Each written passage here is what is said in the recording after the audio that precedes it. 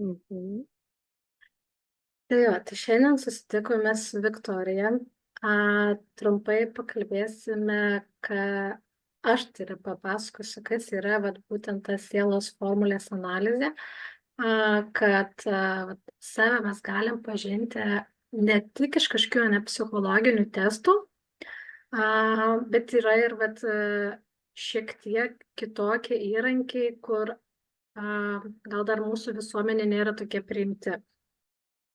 Nors tai atrodo nieko ten antgamtiško, nes tai yra tik skaičiai planetos, bet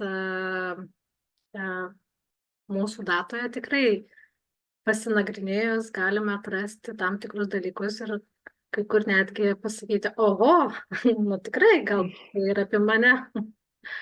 Tai būtent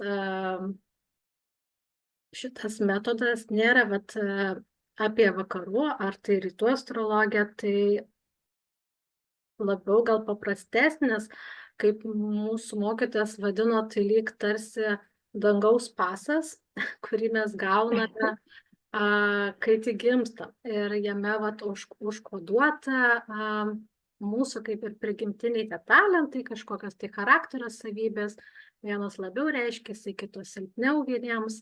Gali būti netgi savirealizacijos tas kelias ir dar daug visokių dalykų. Ir šiandien apžvelgsim Viktorijos analizę. Padarysim tokią kaip diskusiją, labai balsą žiūri, kemsta. Padarysim kaip diskusiją eigoje. Pasižiūrėsim, ar atliepia apie ją, ar ne. Tai pasidalinsiu langu, kur pamatysit, kaip gali atrodyti vienas iš variantų, būtent sielos formulių. Tai čia būtent yra toks vaizdas. Ir trumpai visko, aišku, mes neapžvelgsim, nes tai yra 3-4 valandų darbas, bet trumpai pasižiūrėsim, ką galim pasakyti apie Viktoriją. Tai pradėsiu gal nuo pačių centrų. Centrai mes matome čia paraštą center, nes čia rusų kaip ir programa, tai viskas bus rusų kalba, bet jums žinoti to kaip ir nereikia. Žodžiu, viską paaiškinsiu. Tai centrai yra, koks yra pats žmogus, rodo būtent kiekis jų, ar žmogus linkęs į konkretumą, tarkim, turi kažkokį tikslą ir eina link jo, ar jis labiau toksai išsiblaškęs truputį ten, truputį ten, truputį ten. Tai pas Viktoriją mes turime 3 centrus. Vienas iš jų yra voverė rate. Tai centrai kalba, kad Viktorija tokia išsiblaškis. Pradeda vieną veiklą ir gali galvoti, kur čia dabar save dar nukreipti? Ką čia dar man pradėti? Man nuobodu jau darosi. Labai gerai pasakyti, nuobodu. Ir yra ta voverė tokia rate vadinama. Nežinau, ar čia matai, kai aš pelytę tą... Matau. Tai voverė rate irgi tokia, atrodo, sukasi tam tikrų veiklų. Tai, pavyzdžiui, Marsas, tai gali būti kaip sportas, vienas iš variantų. Gali būti, bet nebūtinai, čia labai daug tokių yra opcijų, ginklai. Ar kada nors buvai kažkaip susijusi su jais? Su tėčiu medžioklėm šaudžiau. Bet dabar ir visai patiko. Dabar tai nieko, bet šiaip patiko ir dabar galvoju, kad norėčiau kažką daryti tokio. Žinai, kaip turėti tą tokią veiklą. Tai ir ta pati ir sielos formulė kalba, kad tai nėra būtent ne profesija, bet tai gali būti kaip ir hobiai. Tai gali būti kažkokios veiklos, kad ir su draugais praleisti. Ir žinai, tu dabar tai pasakai ginklą ir aš galvoju, Dieve, aš net mokykloje ėjau pasieniečių būrelį ir mes ten tikrai važinėdavom šaudyt ir man patiko, nors aš nedamatydavau, nes dar akinius nešiau, bet man labai gerai veikdavo, taip prasme, išsikraudavau taip labai gerai. kad vis tiek mano gyvenime ginklai būdavo, nes keli metai lankiau. Tai va, tai viena iš tų opcijų. Dar kitas variantas - maisto gaminimas gali būti. O, tai Taip. dabar vat negiminam, bet šiaip man tai yra apie atsipalaidavimą mano. Tai va, Ir gaminu iš akies, kaip sakant, bet labai skanu. geriausia kūryba. Tai žiūrėk, paskui va čia eina į Marsą Venerą, Venera ir yra apie kūrybą. Nu tai va, tai pas tave gali būti tas kūrybiškumas pasireiškia gal per gamybą, ne kaip variantas. Mhm. Tai va, ir tada mėnulis tai toks kaip rūpinimasis kitais. Tai čia irgi gali būti labai įvairiai, tai gali būti nuo maisto to pačio gaminimo iki vat mokymo. Kažkokios liaudės dalies. Ne? Tai vat bėginėja kaip voverė nuo vienos veiklos prie kitos. Mhm. Tai va, tai 3 centrai rodo, kad apie išsiblaškimą ir reikia nebėgti, reikia kartu sustoti, leisti savo pailsėti. Ir kaip ten yra sakoma, kad rytas protingesnis už vakarą. Tai va. Taip, ką čia dar mes papasakosim? Tai va, tai apie pirmą centrą aš jau kaip plačiau netgi papasakau, kokios energijos gali žmogų rodyti, kad jisai linkęs į rūpestingumą.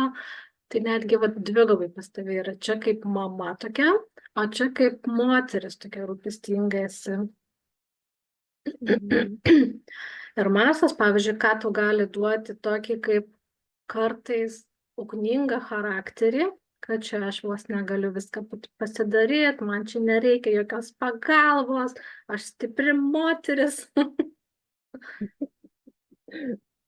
Jo, taip ir yra.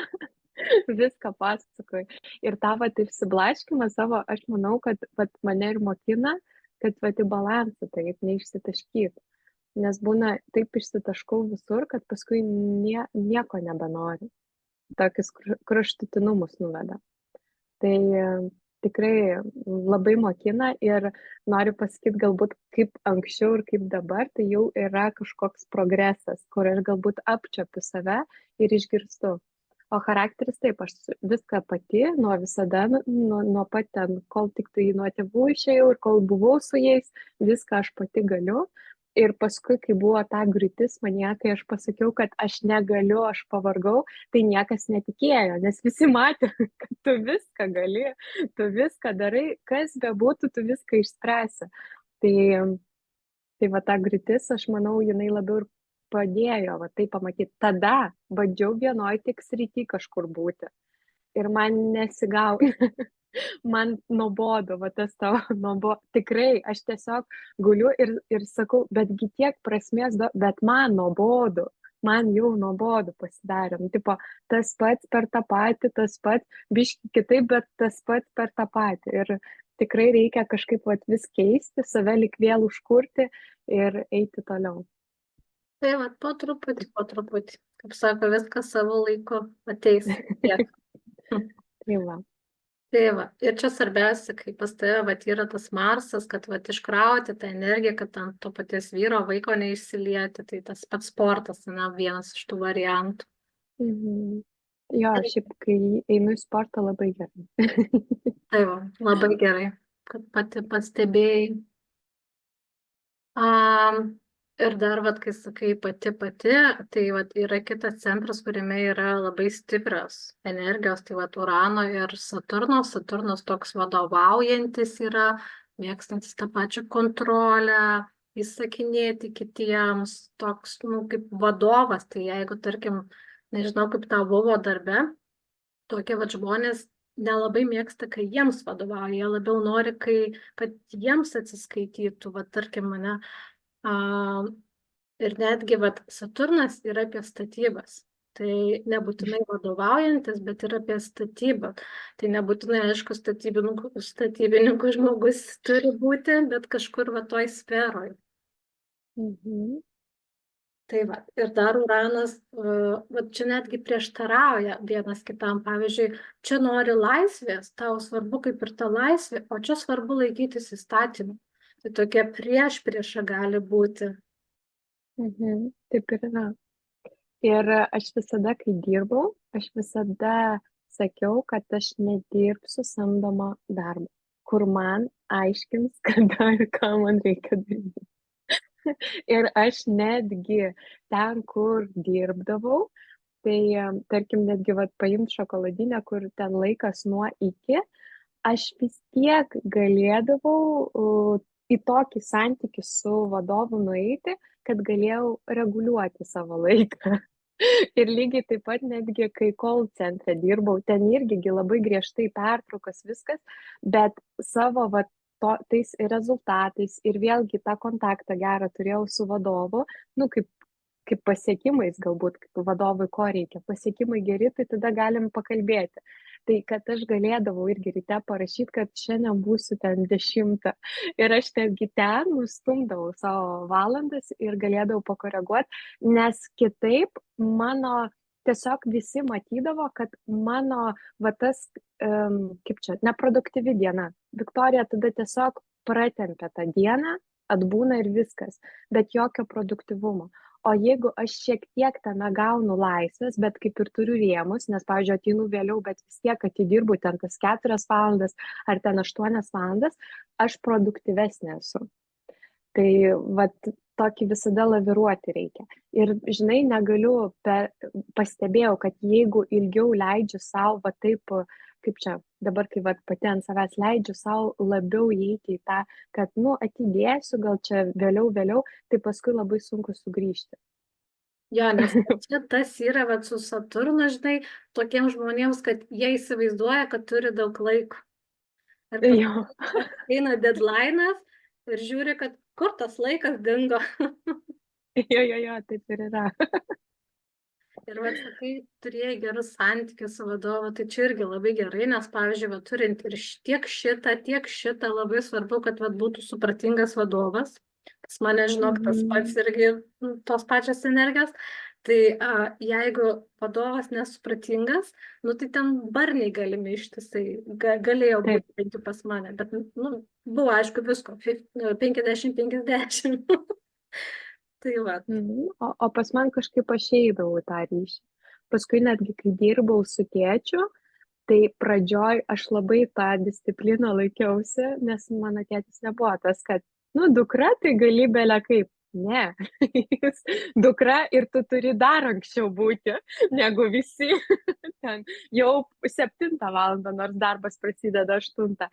Ir aš pradžioj, labai tokia, gal čia ir nauja veikla, tokia buvau tos energijos, taip stengiausi, bet paskui viskas. Pas man tiesiog aš nebegalėjau, kad turiu tokią valandą ir negalėjau su juo, mes tai bandėm kažkaip tai aptarti. Ir, jis taip leido, nes irgi gerai dirbau, geri buvo mano tie rezultatai ir gerai aš atlikdavau savo pareigas, kad rytai mano vis vėliau būdavo, vėlesni. Bet galų gale aš vis tiek suvokiau, kad nebegaliu jau ten būti, nes vis tiek, tas mano lik turiu aš, ir laisvės turėti, ir kur išsireikšti, o ten jau lik užaugau. Ir aš, kai tik tai veiklose užaugau ir nematau, kur dar į tas lubas pereit aukščiau, aš visą laiką užbaigdavau karjerą. Viskas. Man tiesiog nebūdavo energijos ir noro keltis ir eiti ten. Nuobodu. Nuobodu, vėl nuobodu, tai sakau, labai nuobodu. Ir tą priimti buvo labai sunku ir suprasti kitiem labai sunku, nes, atrodo, taigi tu suradai savo veiklą, ir dirbk, taigi pažiūrėk, kokia ten happy, laiminga, ko tau dar reikia, o aš negalėdavau tiesiog.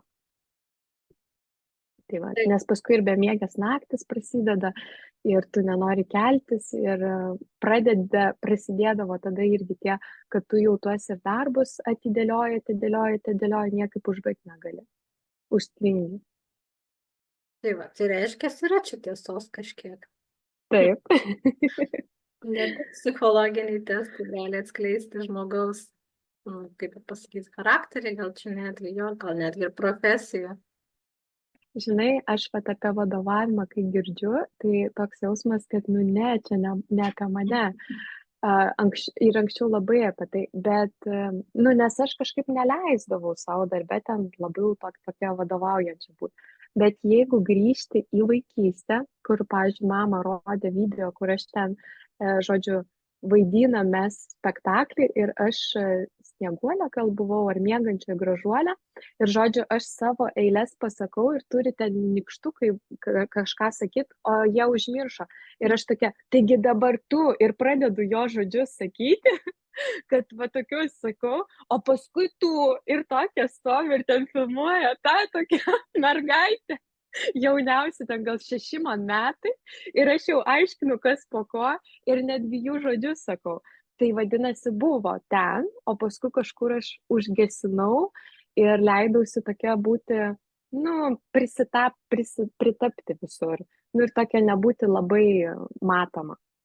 Ir va dabar stengiuosi galbūt išlysti ir eiti į tą, kad aš galiu, nes vat norisi ir tą komandą suburti, kad turėčiau savo, kad aš galiu ir nukreipti, galiu būti šalia ir, žinai, nedrąsu.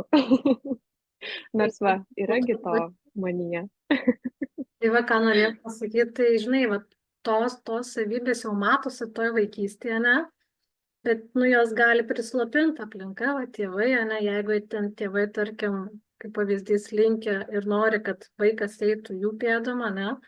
Nu, tai tos savybės gali tokias ir va prigesti.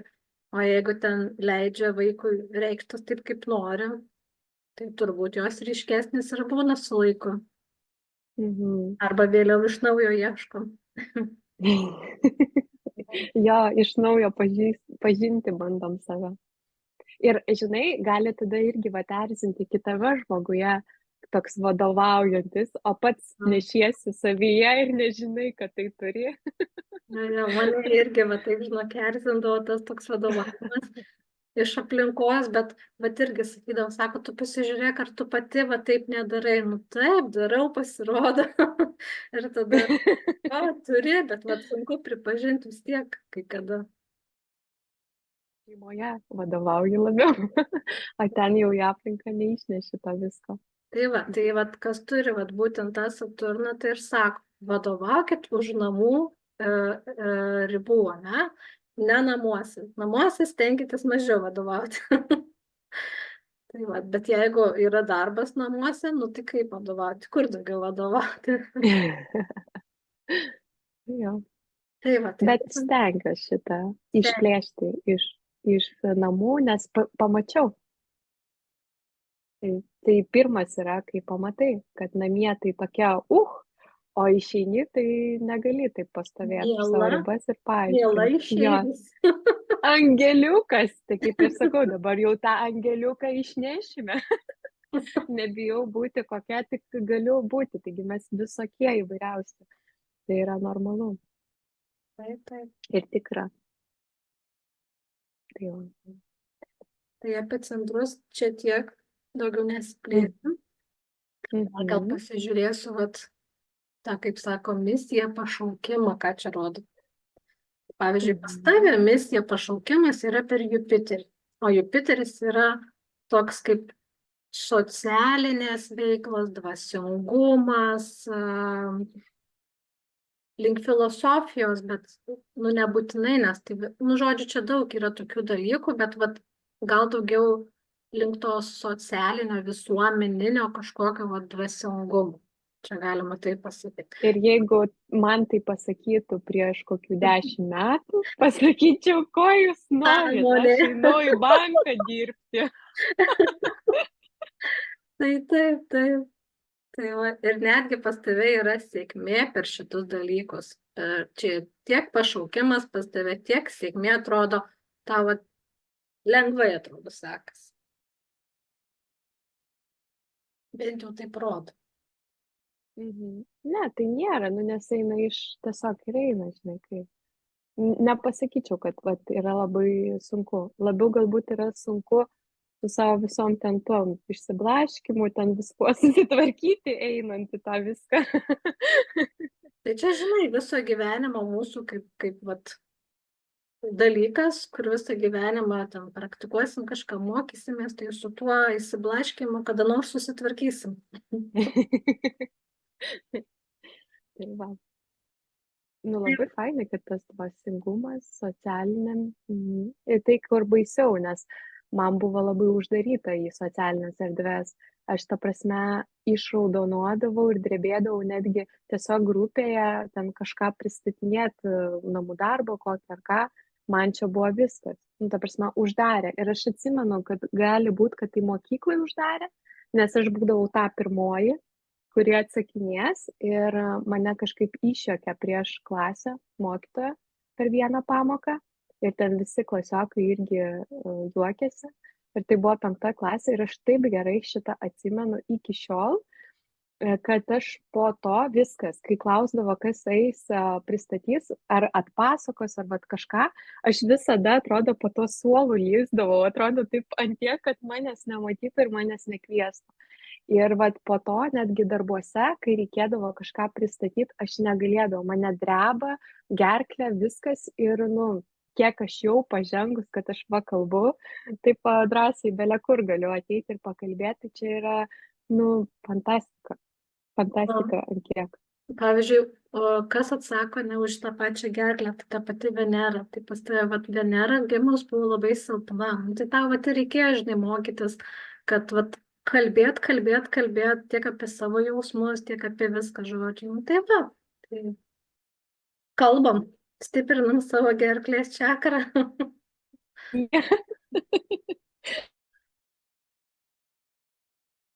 Tai iš mano pusės tai gal tiek.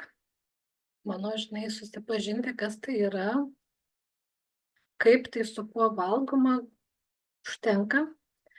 Kas norės sužinoti daugiau apie save, tai išsamiau ir pakalbėsim. Tai turbūt ir vat, pamatyti, kad tai visgi dalis tiesos yra. Tikrai. Tai ta diskusija. Ir galbūt ne visi iš karto pamatysime tai savyje, nes sakau, jeigu tu man prieš 10 metų sakytum dvasingumą, aš iš vis sakyčiau, apie ką tu šneki čia man, apie kokį dvasingumą. Pasakytum pas tavo vadovavimą, sakyčiau, kokį vadovavimą tu ten matai, iš kur tu ten jį ištraukė iš vis. Žinai, ir tas net išsiblaškimas irgi, aš manau, kad dar prieš 20 metų aš nemačiau, kad aš esu išsiblaškis, nes aš ten laužiau save ir vat ką užsibrėžiu, ten ir einu, darau. Toksai, žinai, buvo, kad tikrai nebūčiau pamačiusi ir manau, kad va dabar yra jau tas laikas, kai aš jau ir šiaip esu susipažinusi per astrologijos, kažkur numerologiškai, vis girdžiu, bet žinok, primiršus. Ir dabar tu man ten tuos centrus ir aš taip, sveiki, centrai. Tai va, tai žinai, labai ačiū. Tai ir sako, kad, žinai, reikia karts nuo karto ten perklausyti, kad turi perskaityti, nes ir pačiu požiūris keičiasi ir viskas keičiasi. Tai va, tai gal to ir užbaigsim, kad kaip tu ir sakei, kad kai kurie dalykai gali atrodyti, atrodo lyg ne apie tave, ne dabar, va, jeigu ten savo kažkokią darysit analizę, kai kurie gali atrodyti, kad va, aš dar to nematau, tai arba kažkas galbūt pradirbti, nu, tai labai yra labai įvairu. Bet kiek stiprybių galima pamatyti savyje, užslėptų. Taip, pažiūrėjus į pasą. O silpnybės irgi yra gerai, nes tai kaip ir vieta, vat, žinoti, ką daryti, kaip daryti ir kur augti per tas vietas. Ir paversti. Tai man tas kalbėjimas, augimas, ne? Nu, ta prasme, nes gerklė. Vienas iš. Nes tikrai tai nebuvo taip lengva. Dabar, žinai, daug kas žiūri, ten sako, oi, kaip tu paprastai lengvai, tau. Kiek aš praėjau, atrodo. Tai va, dažniausiai nemato to, žinai, priešis turė žmonės. Tai ką, ačiū tau. Ačiū tau. Dėkinga. Ačiū. Ir tada iki susitikimų. Iki.